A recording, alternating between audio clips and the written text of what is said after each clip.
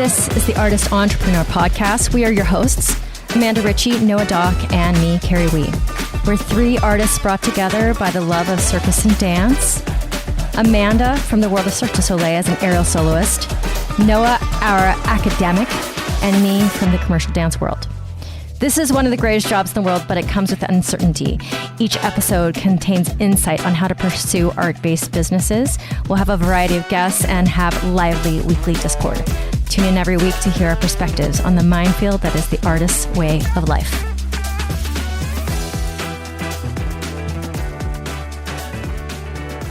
But now my mom is fired. Okay. The whole rest of her life. Rest of my life? That's a long time. I don't know about that because then I'm the only person. Then I'm the only person working today, and that's never gonna work. So listeners, you do not have an Amanda today, but I feel like maybe that's okay because she's not going to tell us anything anyway.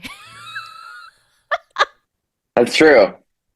Yeah, I don't, and I want to be clear to our listeners that I also don't know anything. So this isn't like, we're not hiding anything. We just, maybe Kerry does. Kerry is. Okay, so I used to stay at the studio longer on Monday nights, and our driving schedules would sync, and she would tell me all the secrets on Monday nights. But we haven't been syncing, therefore I know nothing. She is very tight-lipped about her project that she's currently working on. So this is us. See, no, we don't just talk about crap about you when you're not here. We can talk about crap about Amanda too. That's right. Amanda's not going to listen to this. So we can talk shit about Amanda. That's right. When she's not here. Right. That's right. That's right. So Noah, has everything gotten slightly better? No, not really. I mean, I'll give it like a 5%. 5%. I can give it 5%. We'll take that. I had my first day at the bar. Okay. That was last night. That was great. It's a very cool spot. There's a lot to learn, which is great. I love to learn, and there's something, I think that there's something to be said about clocking into a job every once in a while. And I'm going to use the example of, when you're an entrepreneur, you don't do a whole lot of clocking in and clocking out. It's mainly clocking in and never clocking out. You are always thinking about it. You are always involved in it. And even last week, our conversation about, taking a break, that even when you're taking a break, even if you are, on vacation or whatever it might be, you are still thinking about your job. You are still thinking about your product. You are still thinking about whatever it is. And if something comes up, you are going to do it. You're going to take care of it. You are going to engage with your world. And last night was my first night at this job, and it's a bartending job. But it's a very, I would say there's a lot more to it because there's a lot of prep, there's a lot of chemistry, there's a lot of science, there's a lot of things that are involved in it, more than just here's vodka, here's soda, go make a drink. And there's two sort of parts to this job. There's the part of it that is working in front of people, and making the drinks. But so much of this job is prep work and doing essentially cooking in the back and doing chemistry and mixing ingredients and creating things behind the scenes.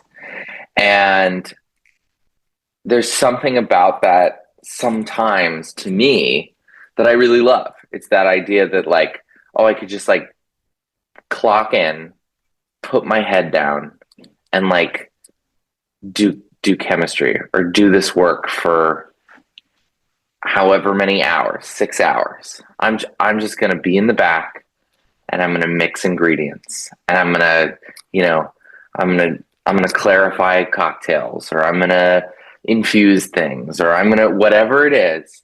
And I don't necessarily have to talk to anybody. I will talk to people because I'm a social person, but you don't necessarily have to talk to anybody. You don't you don't necessarily have to do anything that like requires you to think outside of what's right in front of you, the physical space that's right in front of you.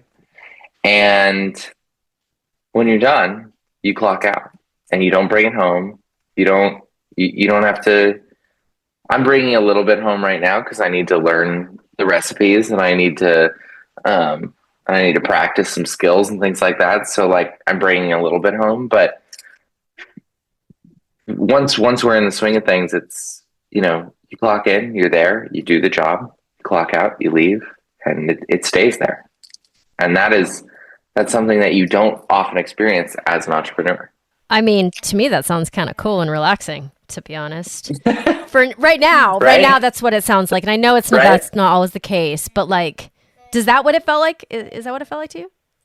It is sort of, I do find it somewhat relaxing. And I think it's such a weird perspective. And I think it's such a example of the grass is always greener. I think there's a lot of people who work 9 to 5s, and there's people who talk about this in their lives as entrepreneurs. Like, oh, well, I was working my 9 to 5 and all I did was dream about owning my own business or having my own thing and whatever. And there's something like when you're in that 9 to 5, when you're in a place where like you clock in, you clock out, you do this thing, there's the monotony that everybody talks about in that world. And so you dream of this freedom, quote unquote, freedom of being an entrepreneur, of being able to run your own thing, of being able to, manage your own time and all those things. But you are completely booked 100% of the time as opposed to just 9 to 5. But you may be doing something that you really, really want to do. But as an entrepreneur, the idea of, wait, I could just like click on, click off, and just like be there. Yeah. And then leave. It's almost like your responsibilities like whittle down to like 2 or 3 things that you've been asked to do at work. Right. And yeah. Or to 2 or 3 hours. Sure. And so from a logistical perspective, are you mostly training right now in this job? Because and you're like chopping mint and you're infusing stuff in the back to batch cocktails, right? Is that what I'm imagining? It's part of it, but because of the nature of this place is you pretty much always have shifts at the front and shifts in the back. Oh, okay. Like no matter whether you're training or not, you will always have those shifts. You'll always have those different sort of activities, which is really cool. How many bartenders are there at one time? Last night there were 4. Okay. 5 if you include me. Yeah, and then you have some people working in the back. You have some people working out in the front, serving drinks. So did you actually serve drinks last night for you? I didn't. And there were 2 other bartenders who also did not serve drinks last night. Okay. Because there were 2 in the back and 3 including me, and then 2 at the front. Yeah. So what is this menu that you have to memorize? Is it long? It's not insanely long. It's more familiarization, I think, than memorization. Just learning what everything is, what it's like to make all these things. It's training. Yeah. So a big part of training is once you do it. Yeah. Like you know how to do it. Like you've sort of clocked it and you figured it out. And luckily, I'm a kinesthetic learner. So if I physically do something, like I got it. I know what to do. I know how to do it. And so last night I was very kinesthetic about my practice, about my training. And so like what we did last night, I have it. It's done. I got it. Awesome. How are you? How's your break? How was your week off? So I took it And then like this Monday, Tuesday, I was like, okay, let me just dip my toe in, because it was getting to the point where, kind of teetering on, like, if I do it, maybe it'll actually relieve more stress, because it's starting to build up, right? So I was like, okay, I'm going to do what I can wrap my head around, and I actually did quite a bit up until like today. I'm like working myself up to more of my regular pace. And so you'll be very proud to hear that I edited 3 podcasts this morning. Wow. I called about 3 or 4 bills that need to be handled. So I made like administrative calls, which that to me is the hardest thing to make myself do. I wrote 4 descriptions of workshops that I will be doing during the summer that those studios were asking and needing that stuff from me for their websites. So I was like patting myself on the back, because I'm getting myself slowly, and I'm not expecting to go at full pace, but I got like, I'm like tapping the gas, and it's okay. Yesterday was my birthday. Happy birthday. I didn't know that. What the fuck? nobody tells me. We talked about it at some point. Oh, maybe you weren't on yet. Me and Amanda talked about it, and you weren't on yet. All right. Well, I gotta send something. Oh no, because I talk to you in real life. That's actually better than 95% of my friends. The ones that I have podcasts with, I'm the closest to, because we talk all the time. That's true. But I've become, ever since 45, I've started talking about it, because I think it's important to like kind of normalize this a little bit more. I didn't talk about it before when I was auditioning, because I didn't think it would help me very much. But now that I'm not, I'm a little more transparent. So I turned 48, which is a little insane to me, because I don't know what that was supposed to mean in my mind. That's such a good number. What? 48 is such a good number. 48? Why? Well, it's even. It's even number. It's one half of the like 4 is half of 8. Yes. It's a good looking number. 8's my lucky number, so I already love that. It's a good number. I like that's a good number. 48's a good number. Okay, so I got good feelings about your 48th year. I'm having a lot of like thoughts and feelings about the big 50 number coming. And there's a podcast I was like getting ready for, because on one of my other podcasts we have somebody who's talking about sex after 50. And when I saw that title, I was like, oh, that's so old. This is going on my mind, because I don't feel that way, and I'm like coming across it. It's coming soon. So I'm doing a lot of like personal reflection because of this big, milestone coming up in my life, and then my my high school reunion that's coming up, where all of us are turning this age at the same time, and what that means to different people. So one of my really good friend circles, we did this burlesque show. We call it a cabaret show. Back when we were in our 20s, and we're still very close. We have a group thread. And I was like, you guys, 48. One of the other ladies is also 48. She's going to be 49 next year. Soon coming. And I was like, you guys, this is crazy. And somebody said to me, they're like, to be honest, I feel like most women at any age would be really grateful to have the flexibility you have and the strength that you have to be able to do aerial. And I was like, this is true. This is true. Fair statement. So I'm redefining it in my mind. I'm also in this like huge U-turn in my life of pivoting, and I call it a U-turn, not a U-turn, but a big turn, like a truck, because I'm not pivoting on a dime. I'm trying to take everything that I have, we talked about this before, and turn it into something new that I can like actually be very profitable for myself. And it's also a reflection of like the 8 years that I've had that's been this pivot, because it's like I basically retired from dance around 41. And there was a pandemic in there. There was a lot in there. I had a kid. I was very productive, actually. We moved. We bought houses. Like very productive years. I was very productive. very, very productive in these life ways. And thinking about everything and how I was going to turn the end of this decade into a very profitable time for me. Because what kills me... No, I listen to a lot of business podcasts. I don't know about you. And it kind of is inspirational, about 20%, how wealthy these people are. and how wealthy they've become through their businesses. But then it's a little bit like 80% like, oh my God, because like it just feels like it's a little bit like, am I ever going to get there? And of course, in 10 years, we're going to laugh and be like, of course, now I'm super wealthy, hopefully.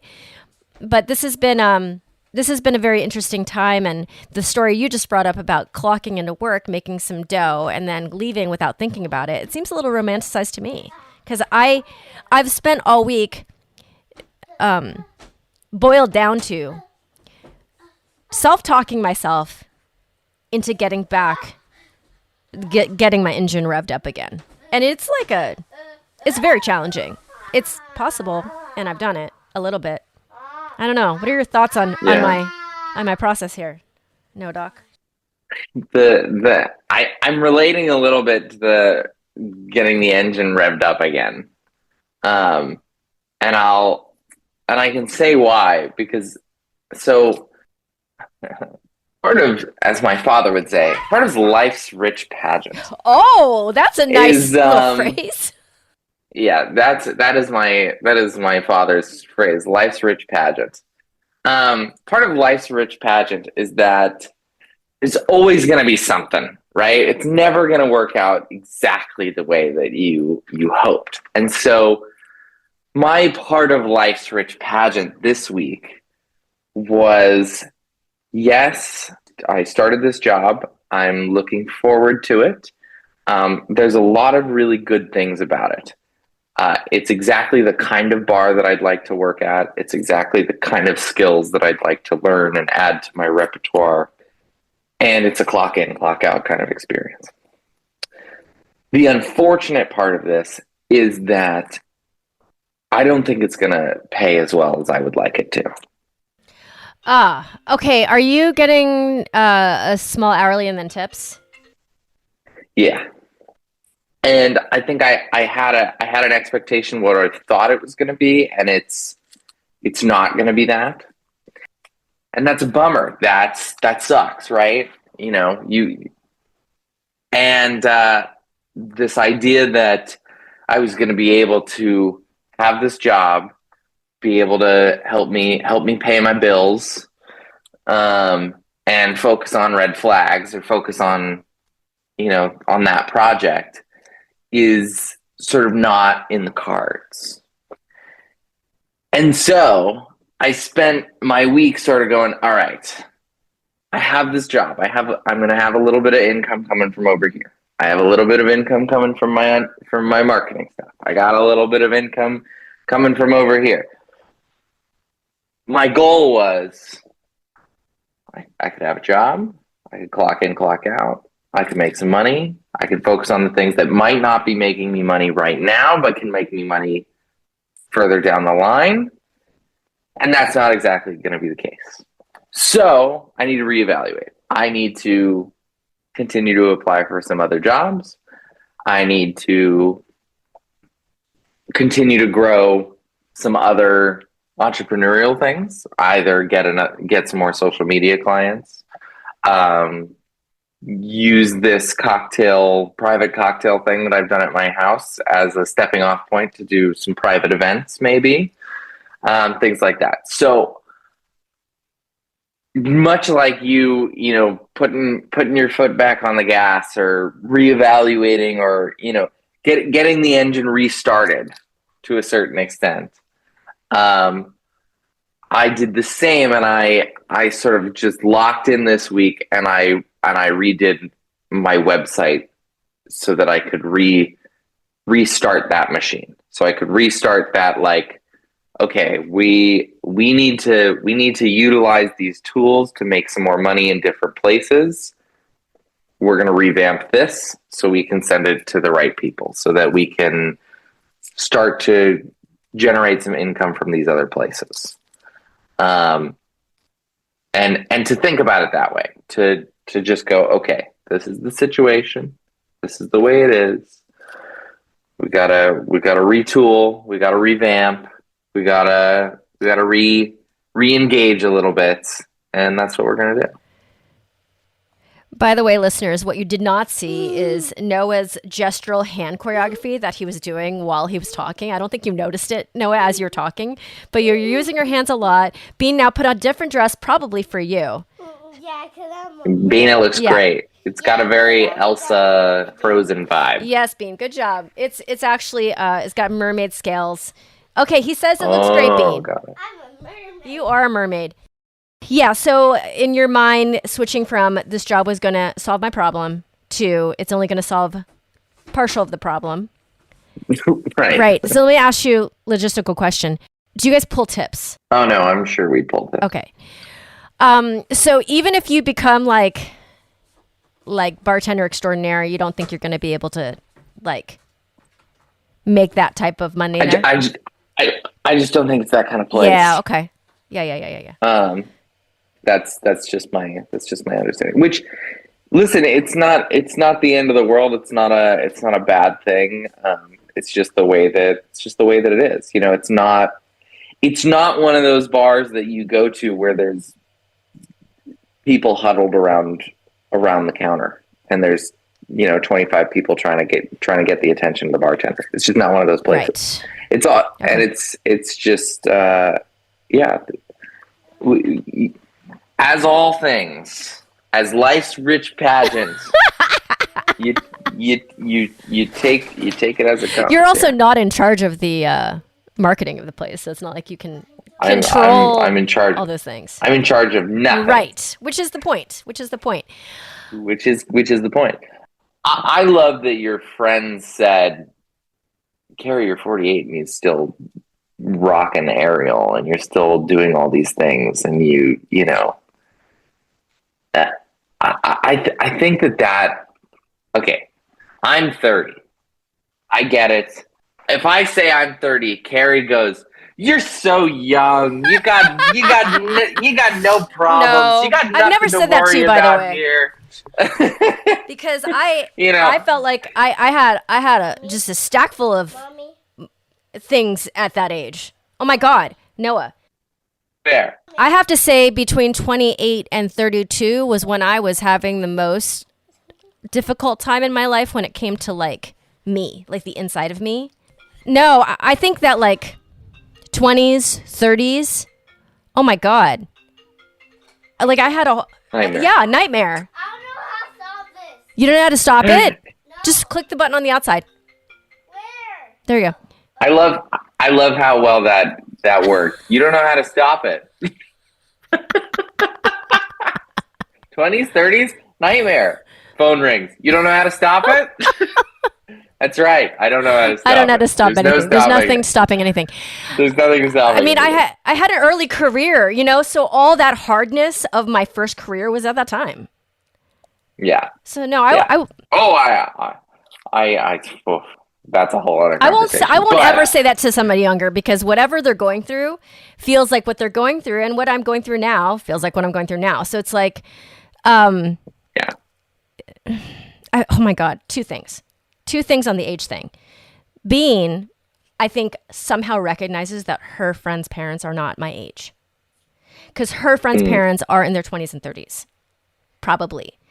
And so we've been saying the word 50 because I have podcasts. I'm like, 2 years to 50. And she hears that. And she says to me the other day, "Promise you're not going to look like Amma when in 2 years or when you're 50, because my Amma's like her grandmother." And I was like, I'm going to look like I look now. Probably. Yeah. Yeah. I'll look exactly the same. Yeah. Yeah. And then the other thing I forgot. What did I say? Oh, I met up with a friend of mine, took up my class from high school, was in town. And he said, "I'm really prepping to retire soon." And I was like, "What?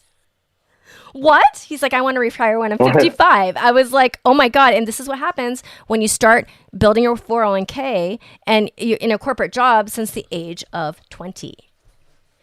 That's what happens. And he's sold his time to these corporations for that long, and now he's ready to live his life. Right. It's such a different perspective. Such a different perspective, because like I feel like I'm not just getting started, but I'm like right in it, and I'm not. I'm not. Neither do I want to stop working, but I'm not going to be able to like that. So it's a very different perspective. But if you have been in a job that you consider owning your life for 40 to 50 hours a week, your whole life, of course you're going to want to retire early. You know what I'm saying? Today I'm being a full mermaid. Yeah. Okay. Today I'm being a full mermaid. I see you. I see Can that. you let me do this? So that's been very interesting ways that I've looked at this all week. And I have a 5-year-old. And my friend Kelly, who's my co-host on the other podcast, she has a now 2-month-old grandchild. I mean, this is, like life is very interesting to me right now. Yeah, and she's doing her makeup in the Zoom. Like how other kids have mirrors. She's in the Zoom, of course. She's in the Zoom. She's in the Zoom. So you've made this transition in your mind. You have to pick up some other things. Did this make you panic slightly in your mind? Oh, fuck yeah. Yeah. Good thing I have a headset on. She can't hear you. Yeah. I was so excited to not have to panic. Yeah. And then you realized the first day that you're like, oh, this is the vibe of the place. Is that how you knew? Kind of. Kind of. Okay. So does that mean you worked on a Thursday? So how many days a week are you at this place? Don't know yet. You're going to find out. Okay. Well, it does give you some freedom.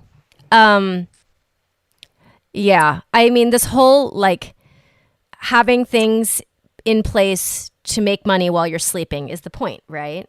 The real estate. Oh, well, that's the online courses at times. That's the goal. That's the goal. That's the dream, right? Yeah. We all want to make money in our sleep. I think that is a universal truth that everyone would like to make money while they sleep. And sleep studies are not always the best way to do it. So, we got to find other methods. And in terms of where you are and what you were talking about, you've turned 48.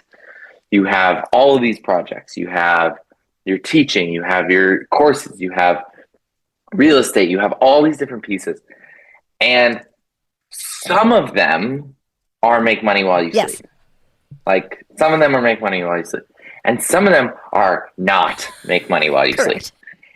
And I think there's something that you and I have in common is both our desire, I'm going to phrase it two different ways, our desire to get out of our own way and our need to get in our own way, which is, and I'm going to lay it out in a different way, which is our desire to make money while we sleep, but also our need to do the thing ourselves and to do the thing that only we can do to make money. And I use that, the way that I'm going to apply that is, you have the real estate thing. It's make money while you sleep. It's you rent out a property, you do this. But at the same time, you are like, I want to make money. And the way that I'm going to do that is I physically need to be in a space doing a thing, using my body in order to make it happen. And I'm the only person, Kerry Wee, I'm the only person who can teach Kerry Wee's aerial classes. True. And you don't want to give that up. No. You want to keep doing that. There's something really wonderful and important about that. I think the same thing. I know a doc have red flags. And red flags, if successful, will make money while I sleep. People can sign up for it. People can date. People can be on the platform. All that jazz. But I know a doc also, I want to own a bar and I want to make cocktails, and nobody else is going to make cocktails. Noah Doc except for Noah Doc. Noah Doc. Nobody besides Noah Doc can choreograph Noah Doc's dance pieces. And I don't want to get out of my way for that. I want to do those things. And it's such a funny perspective of like, I want to have the money coming in while I sleep. I want this thing over here. But I want this thing over here so that I can physically do all those things over there. Yeah. Yeah. By the way, listeners, Noah's hand choreography has been on point this whole time. He's not doing it on purpose. It's just how he expresses himself. And Bean is putting on a full face of mermaid makeup in the Zoom. I wanted to let you guys know what was happening. Yeah, absolutely. Like, for example, what I did this morning is I'm putting in my summer workshop. So I'm going to be in Baltimore. I'm going to be in Columbus, Ohio. I'm going back to Austin. Asa and I were just talking about what we're going to do because he's going back to LA maybe once or twice a month right now. He's going to New Orleans this weekend to gig. So, and then the studio that I'm working at, the Arium, I've been told that in the summer it likes to go a little quiet. Okay, well, then I need to do what I can to make sure that doesn't happen for my classes because I'm getting paid per student basically. So my in-person needs to be really robust, and that means I'm showing up sometimes for not a lot of money or sometimes no money if I get there and somebody decides to cancel. And so I'm training, but it's okay because I want training time. So, yeah, and I want all the stuff that's supposed to be making money while I'm sleeping to be as robust as possible. And for that, you got to feed the beast. Because it's never, when they say passive income, I wish there was a different word for it, Noah. Because it's not, and it's making money while you sleep, but the money and the time you put into it isn't necessarily congruent with the time that you're making money. Like, for example, the first house that we had, we just dumped money in for 3 years, and then now we're making it back. Like, I just got my rent for May 1st from my renters. And it's like a wonderful feeling, but then all that money is being spent already. You know? So it's like, oh, and I was talking to Asa last night. Yeah. It doesn't feel that passive. No, it doesn't. And then, Asa and I were talking about the near future and what I appreciate about our relationship so much. I appreciate our relationship anyway, but that we're on such the same page. And this recognition, I told him last night, I was like, I need to get used to this feeling of spending out as the money's coming because it's never going to be different until we're old.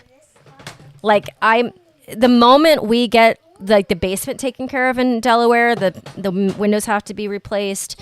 A bunch of stuff has to be paid for here in the San Antonio house. I'm going there this weekend to paint the kitchen. We're putting in the countertops.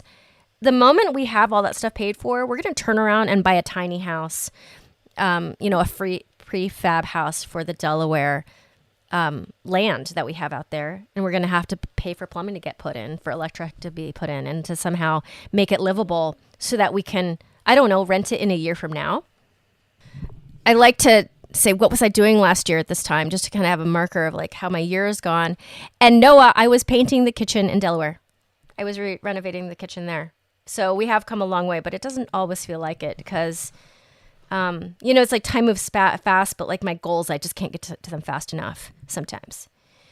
And I have to take the breaks or else my brain goes fuzzy and I can't do anything anyway. So yeah, I'm kind of here in this space where I'm like I'm going to go sleep in the water. You're going to sleep in the water? Wow. She's very wise with this. She knows that mermaids sleep in the water somehow. I like to take stock of life during birthday time. It's a good thing to do. Yeah. It's a very good thing. Yeah. So things are better. I'm glad. I think for us, like, we hit a little bit of a low here on this podcast in life, and it happened to be recorded on the podcast. We had a little bit of a lull there, and we're both kind of climbing out of it. I expect to be feeling even better next week, hopefully. But Ace has gone 3 weekends in a row, so I've got a lot of mommy duty. That is a lot of mommy duty. Yeah. How are you doing on this? When it comes to any of the elements of your business, do you feel like any of it's working while you're sleeping right now? A little bit. I mean, only in that I have great employees who help with my marketing stuff. Yeah. I think that's really helpful. It takes a lot of pressure off of you, and it takes a lot of pressure and time away for me, which is really nice. I will say that I'm hopeful that we can see a little bit more. I have a plan for red flags that we're going to do some marketing over the next 3 months. that we're going to put it out into the world and we're going to see what happens. We don't have a ton of money to do that with, but we're going to give it a shot. We're going to give it a shot, and we're going to see what happens. And I'm looking forward to seeing what could happen. Throwing a little money behind some ads and getting that commercial out into the world. Yeah. And, worst case scenario, I spend a bunch of money and nothing happens.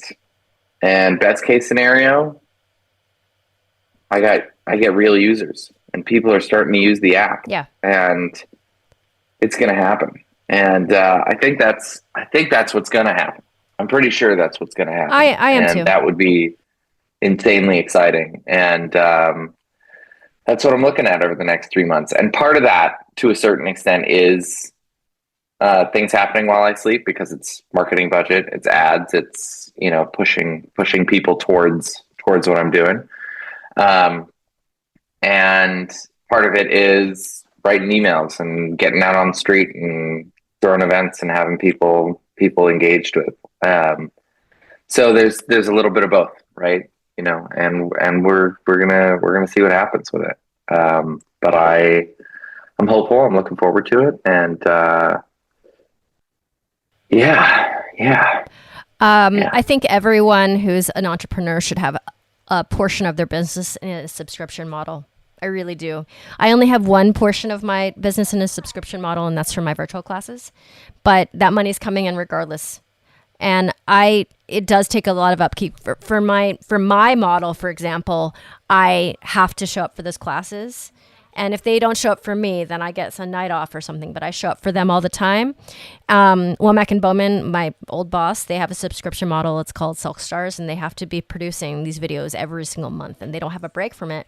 But it's bread and butter money, because it's coming in, which is why so many businesses, like your yoga studio, all that, they want you to have a subscription or membership so that they can depend on that money. So important for businesses. Different than, like the one-off course that I sell or something. It's like that is a bigger ticket item, but I don't know if I'm going to sell it. And then in my in-person stuff, I don't know if they're going to show up. It's the other thing that I've reminded myself of, Noah, is when it comes to numbers, if I want to, fill my class with 12 people, I have to have like 20 people interested. I can't have 12 people interested. Yeah. It can't be 10 people interested. Yeah. It has to be 20 or more. And then that's how you get the robustness, because there has to be those numbers to create a feeling of urgency to sign up, because you think that your spot's going to get taken. So that's going to take time for me. But that's my year in San Antonio goal to get it there, where you have to find these people, talk them into it. They come, they like it, but people have schedules, they have things to go to, and they can't always make it. So I need those numbers to be higher. So that's something that I'm always working on when I'm not, like a vegetable on the couch because I can't think anymore. But when I can think, I'm thinking about all those things and selling all the workshops so that I can add more and make more of that money. Yeah. Got to make more money. Yeah. I mean, that's that line.